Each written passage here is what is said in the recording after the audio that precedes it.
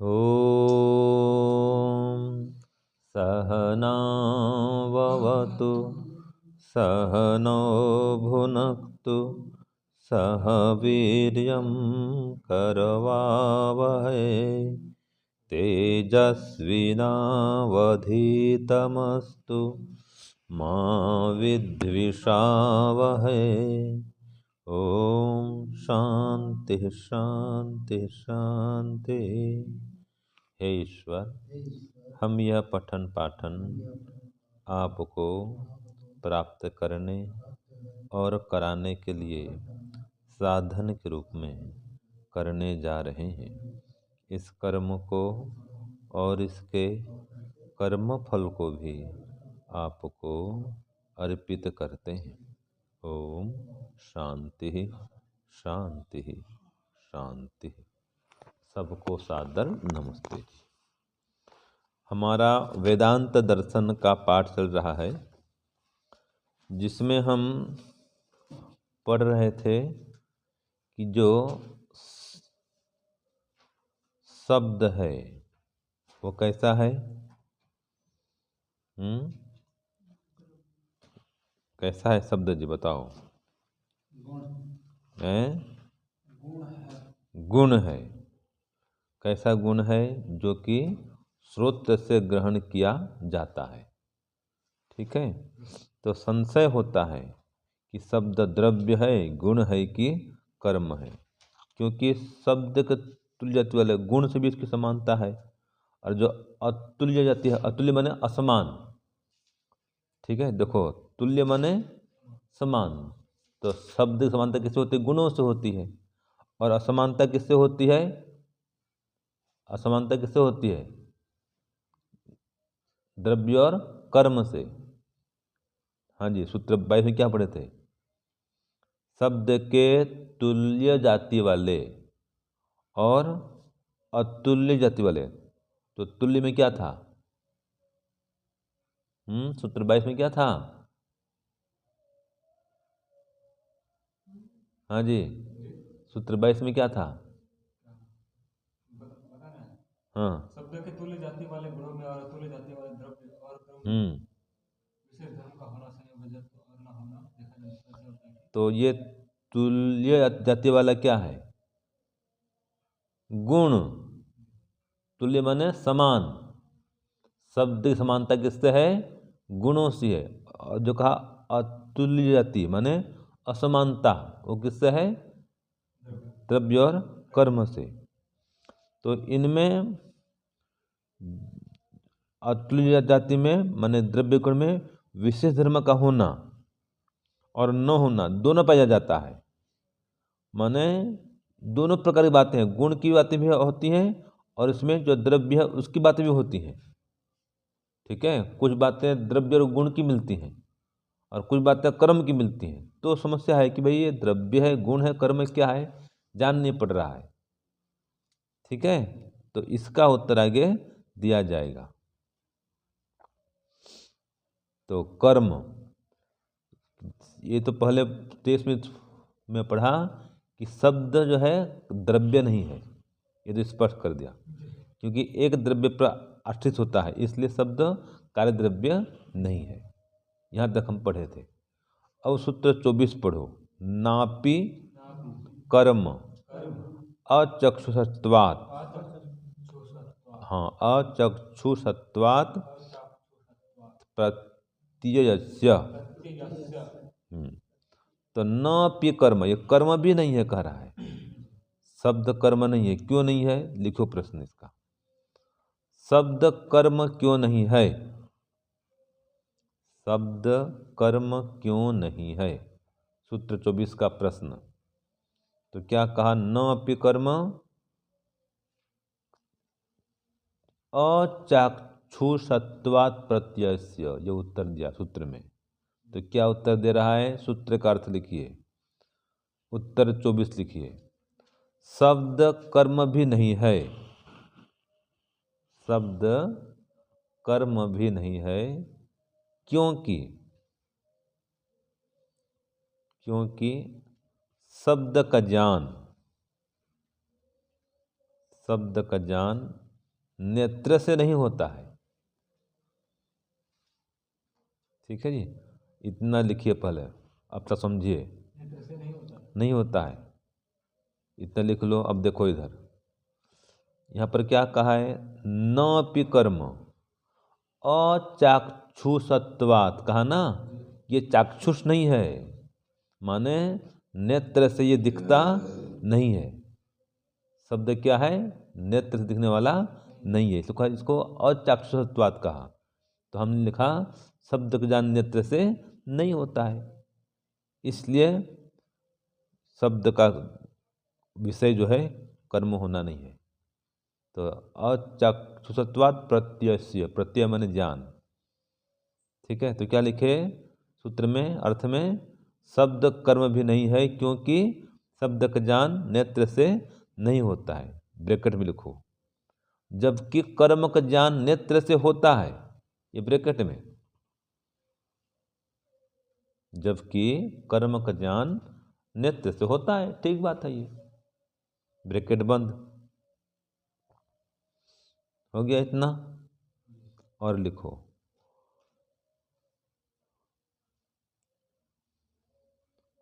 फिर और लिखो, हाँ, और शब्द से शब्द की होती है, शब्द से शब्द की उत्पत्ति होती है, और शब्द से शब्द की उत्पत्ति होती है, जबकि कर्म से कर्म की उत्पत्ति नहीं होती। शब्द से शब्द की उत्पत्ति होती है, जबकि कर्म से कर्म की उत्पत्ति नहीं होती।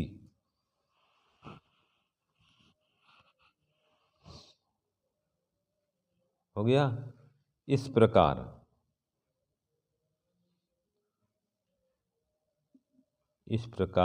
विरुद्ध धर्म वाला होने से भी शब्द कर्म नहीं है। इस प्रकार विरुद्ध धर्म वाला होने से भी शब्द कर्म नहीं है।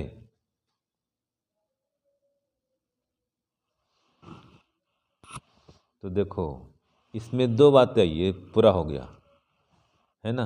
दो बातें क्या है इसमें, कि शब्द कर्म नहीं है। क्यों नहीं है, क्योंकि शब्द को हम आंख से देख नहीं सकते, ये अचक्षुष है। इसका ज्ञान, प्रत्यय माने ज्ञान, इसका ज्ञान कैसा है, अचक्षुष है। इसको सुना जाता है कान से, आंख से देखा नहीं जाता। तो एक जगह तो ये दिया। दूसरा देखो कि कर्म से कर्म की उत्पत्ति तो कैसी होती है, क्या नहीं होती, जबकि शब्द से शब्द की उत्पत्ति होती है। ठीक है, इसलिए कर्म नहीं है, क्योंकि कर्म से कर्म उत्पन्न नहीं होता, लेकिन शब्द तो उत्पन्न होता है शब्द से, इसलिए शब्द कर्म नहीं है। ये सूत्र 24 में बता दिया गया है, ऐसा इसके भाष्य में भी दिया है। सूत्र 24 भी पूरा हो गया। अब देखो सूत्र 25, बोलो, गुणस्य सतो अपवर्ग कर्म भी साधर्म्यम। अब कर्म के साथ इसका साधर्म्य क्या है ये बता रहा है। ठीक है, तो लिखिए प्रश्न।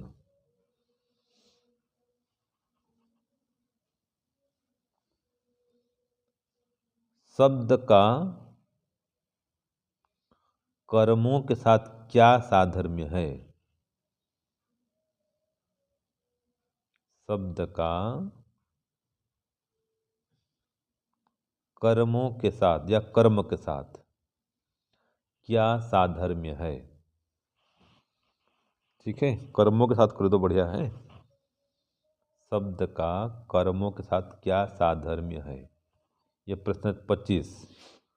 तो उत्तर में क्या कहा, गुणस्य सतो अपवर्ग है।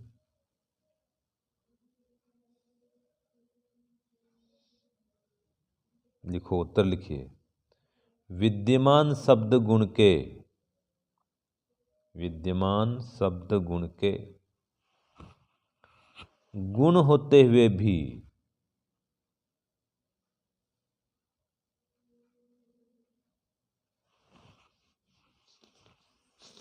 शीघ्र नष्ट हो जाना, विद्यमान शब्द के गुण होते हुए भी शीघ्र नष्ट हो जाना, ये कर्मों के साथ साधर्म्य है। ये कर्मों के साथ साधर्म्य है।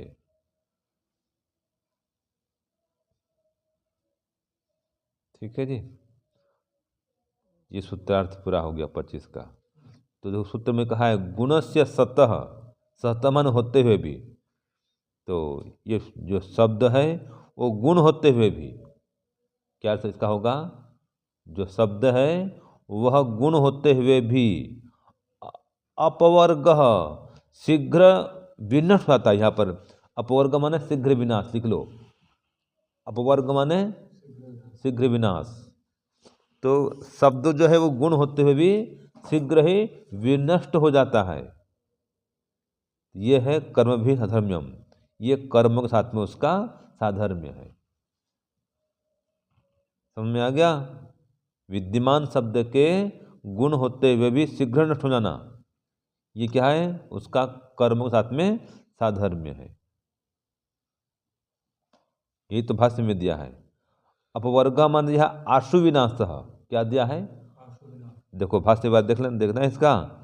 देखो शब्द गुणो अस्ति इति सिद्धम, शब्द गुण है, ये सिद्ध हो गया है। तथापि कह रहा है यो अपवर्ग, जो अपवर्ग है माने आशु विनाश माने सद्यो विनाश। देखते जाओ पंक्ति। हाँ जी पद्मनाभ जी, जो अपवर्ग है माने आशु विनाश है, माने सद्य विनाश, सद्य विनाश माने शीघ्र नाश होना है। इति वृत्तम, ये जो व्यवहार है, यहाँ वृत्तम माने व्यवहार, ये कर्म भी सह साधर्म्यम अस्ति, ये कर्म के साथ उसका साधर्म्य है। तो शब्दों अन्य गुण सदृश, तो ये शब्द तो गुण के समान है, ठीक है, यह गुण ही है, लेकिन कह रहा है अन्य गुण के साथ जो शब्द है अन्य गुण सदृश स्थायी न, अन्य गुणों के समान ये स्थायी नहीं है।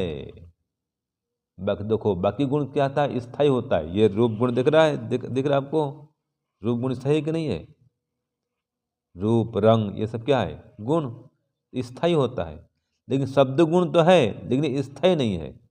तो ये कर्म के साथ उसका साधर्म्य है, इसलिए कहा कर्म सदृश अस्थायी इति, कर्म का समान क्या है? ये अस्थायी है।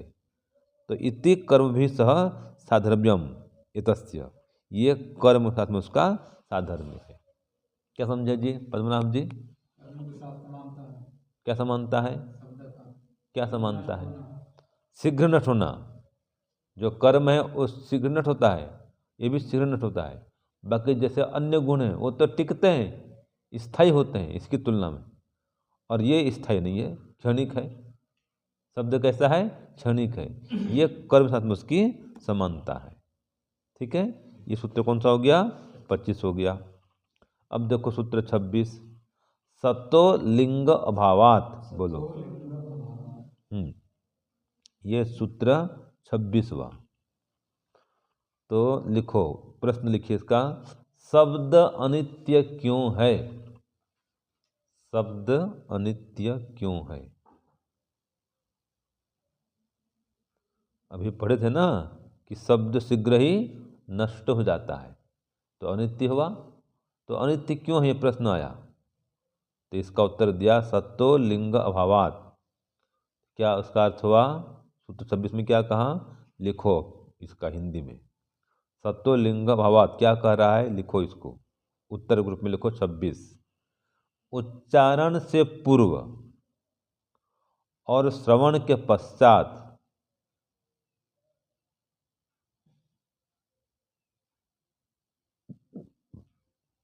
उच्चारण से पूर्व और श्रवण के पश्चात शब्द के विद्यमान होने का प्रमाण, शब्द के विद्यमान होने का प्रमाण न होने से, शब्द के विद्यमान होने का प्रमाण न होने से शब्द अनित्य है।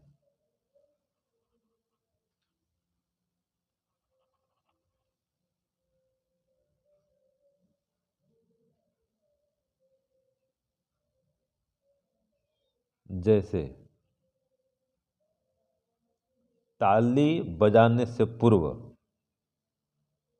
ताली बजाते हैं ना जी, ये ताली बजाए, ये तो ताली बजाने के पूर्व शब्द नहीं था। हाँ, शब्द का भाव था, लिख दो, शब्द का भाव था, लिख दो। अभाव, शब्द नहीं था, ठीक है। और ताली बज चुकने के बाद शब्द फिर नहीं रहा।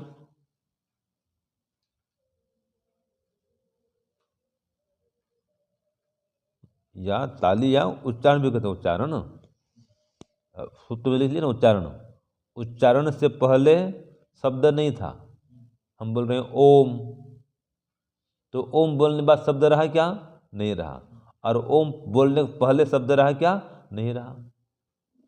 ठीक है, तो ये है शब्द ऐसा है, उच्चारण से पूर्व भी नहीं होता है और उसके पश्चात भी श्रवण हो गया, सुन लिए, उसको शब्द खत्म। इसलिए शब्द कैसा है? अनित्य है। ठीक है ना। हाँ, अब आज का अंतिम लिखिए सूत्र 27, नित्य वैधर्म्यात्। बोलिए। नित्य वैधर्म्यात्। हाँ, इसका प्रश्न लिखिए। शब्द अनित्य है, इसमें और कोई हेतु बताओ। शब्द अनित्य है और कोई कारण दो, और कोई कारण बताओ, हेतु बताओ। ये प्रश्न लिखिए। शब्द अनित्य है, इसमें और कोई कारण या हेतु दो या बताओ। ठीक है जी। तो उत्तर दिया नित्य वैधर्म्यात्, अर्थात नित्य पदार्थों के साथ। लिखो हिंदी में उत्तर 27, नित्य पदार्थों के साथ वैधर्म्य होने से। नित्य पदार्थों के साथ वैधर्म्य होने से शब्द अनित्य है।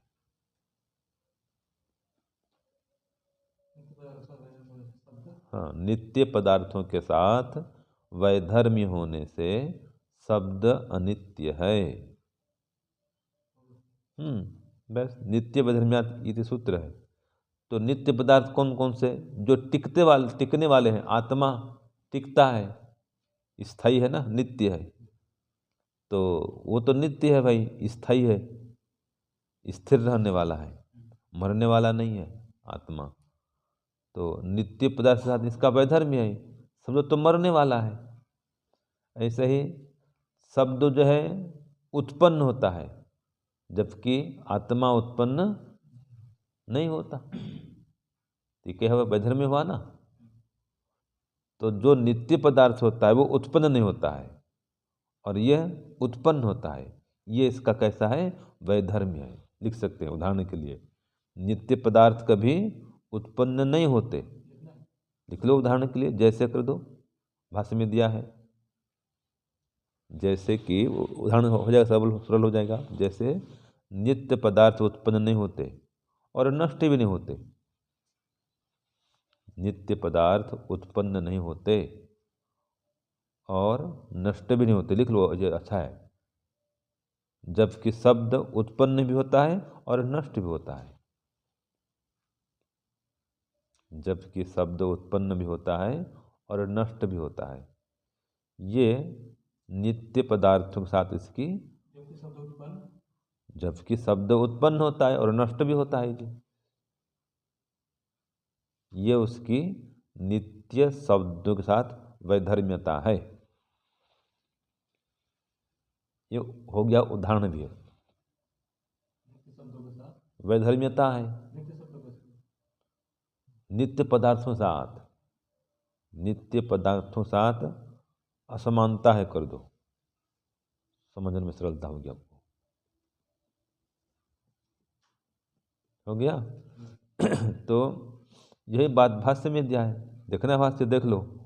नित्यस्य धर्म वैपरीत्यात्, नित्य धर्म के साथ इसका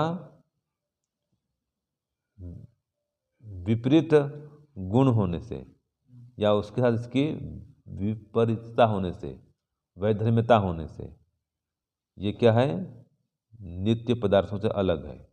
जैसे कि नित्यस्य धर्म स्वग्रहण साधनेन करणेन नित्यम निरंतरम ग्रहणम प्राप्ति। जो नित्य पदार्थ होता है कैसा है, अपने साधनों से नित्य ही निरंतर ही ग्रहण होता है। हमेशा उसको साधन जान सकते हैं। जैसे मैं हूँ, आप हमेशा मैं की अनुभूति करते हैं ना। अहंकार क्या है, साधन है। मैं की अनुभूति कराने वाला कौन है, साधन, अहंकार। तो अहंकार के माध्यम से ये निरंतर ग्रहण हो रहा है कि मैं हूँ, मैं हूँ, मैं हूँ, है ना। ये ग्रहण करने साधन है। स्वग्रहण साधन न करण न है नित्यम निरंतरम ग्रहणम प्राप्ति, इसकी प्राप्ति होती है। मैं, आप बोलते हैं ना मैं, जबकि शब्दस्तु स्वग्रहण साधनेन न नित्यम निरंतरम गृह्यते। जबकि शब्द जो है अपने ग्रहण साधन से भी हर समय नहीं मिलता है। ये ताली बजाओ तो शब्द उत्पन्न होता है, लेकिन बजाओ तो उत्पन्न होगा, निरंतर नहीं होगा। दोनों हाथ है ना भाई, ताली बज रही है क्या, नहीं बज रही है। तो जबकि साधन है, ये शब्द को उत्पन्न करने का ये साधन है, उत्पन्न हो गया ना, लेकिन निरंतर नहीं होता है। तो शब्द को उत्पन्न करने के साधन होते हुए भी शब्द उत्पत्ति नहीं होती। ये मोबाइल है, कोई फोन करेगा तो घंटी बजेगी, नहीं तो घंटी नहीं बजेगी। आप कहीं फोन करोगे या कोई निकालोगे गाना, कुछ सुनोगे तो शब्द की श्रुति होगी। तो साधन तो है लेकिन उत्पत्ति नहीं होती है। ठीक है, ऐसे ही शब्द, इसलिए शब्द कैसा है, अनित्य है।